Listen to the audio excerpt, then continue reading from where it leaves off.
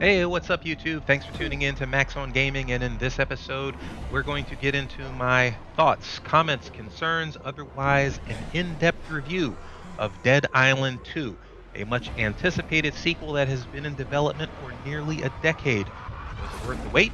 Let's find out.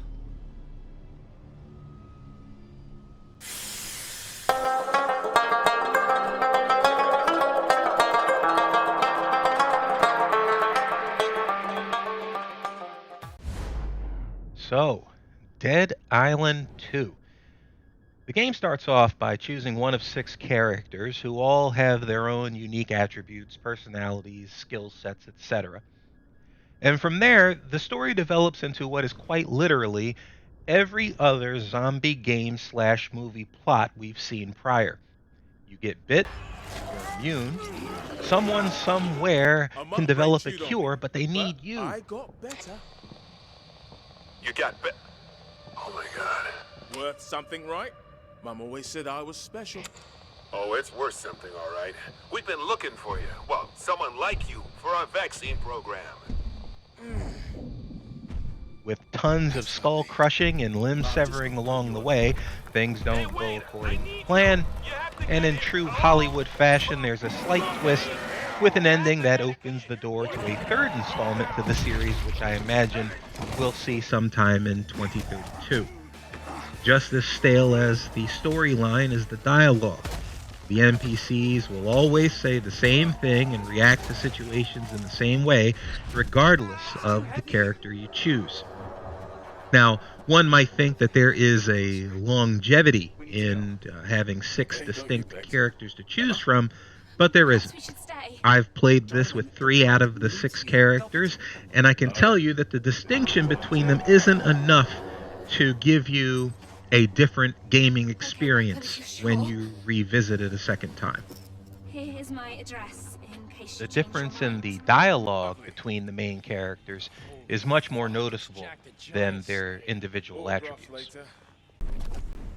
As you progress through the game, your character's abilities can be upgraded or enhanced through a series of cards that can be added, taken away, rearranged, that in theory can help you conquer certain areas more efficiently. But in reality, once you find a combination that fits your playing style, you're not likely to mess with it. What you'll find much more value in is the upgrading of your weapons. Throughout the game, you'll find plenty of workshops where you can not only fix the weapons that have broken on you along the way, but craft other items onto them in a Rising Dead esque fashion that will not only increase the damage given, but completely change the type of damage doled out to the undead. Yes, the game is definitely melee attack focused. There are some guns that you can get your hands on once you're a few hours into the game, but they're not as useful as you might think. Ammunition is limited, and oftentimes you could get more points by throwing a random object at a zombie than you would a headshot. Certain levels, you will definitely need the long range of a gun to pass, but other than that, stick with your melee weapons. Now, I've heard some people say that this is an open world game. Not sure why, because it definitely is not.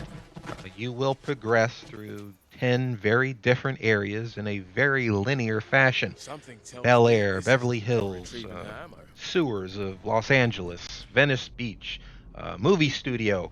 Um, and it'll take you about 10 hours to complete the Oh, game. hey! Now, You got there's good over taste, 30 didn't you? little You side still don't quests, remember if my you name, will, do that you? if you're going to take on Flambo's all of attracted to those, that I lifeguard. would expect that you're going to double that.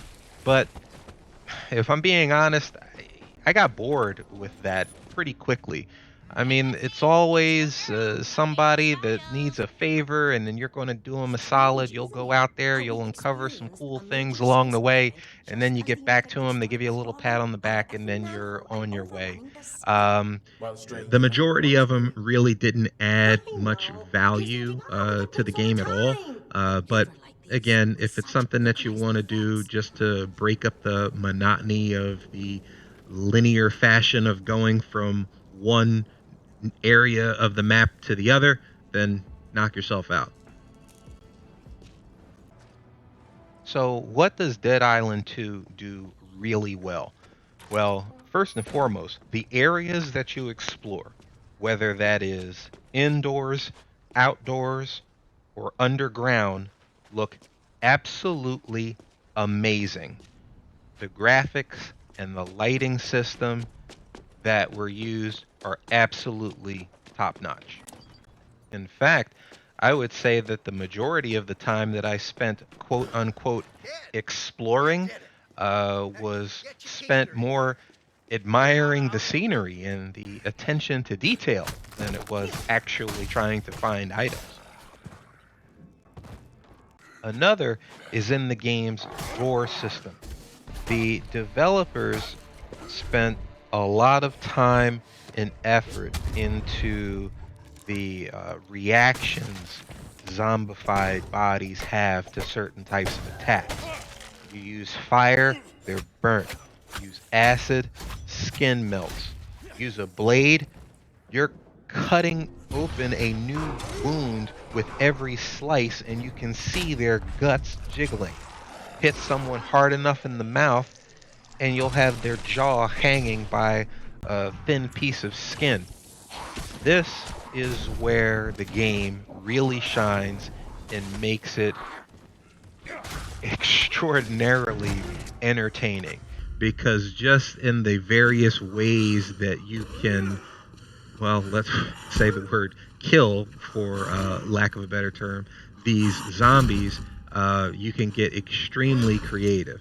And I have never had the privilege of stomping someone's skull into smithereens, but I imagine that if I did, it would look pretty close to what I see in this game.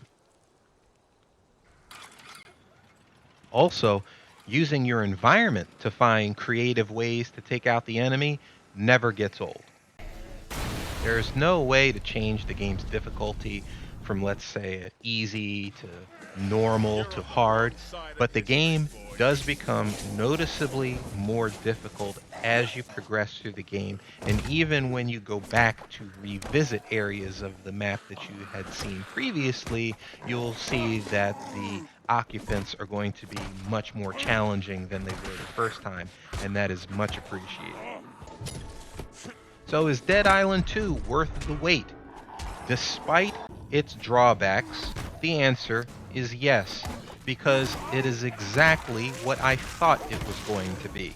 And if you go into this expecting nothing more than a hack 'em and slash 'em thrill ride that'll bring a smile to your face with the varying ways of dismemberment, then you are going to enjoy this game. Now, of course, I can only speak from campaign mode. There is also a co-op mode that allows you to play with up to 2 other people online. I have yet to try that piece, but I imagine that is going to be a very, very different experience, and I am definitely looking forward to that. In the comments below, tell me what you thought about this game and whether or not you are going to pick up a copy. If you are, let me know, and we'll hit up the streets of LA together and we'll fly some heads. Thanks for watching. Be sure to like and subscribe, and until next time, see ya.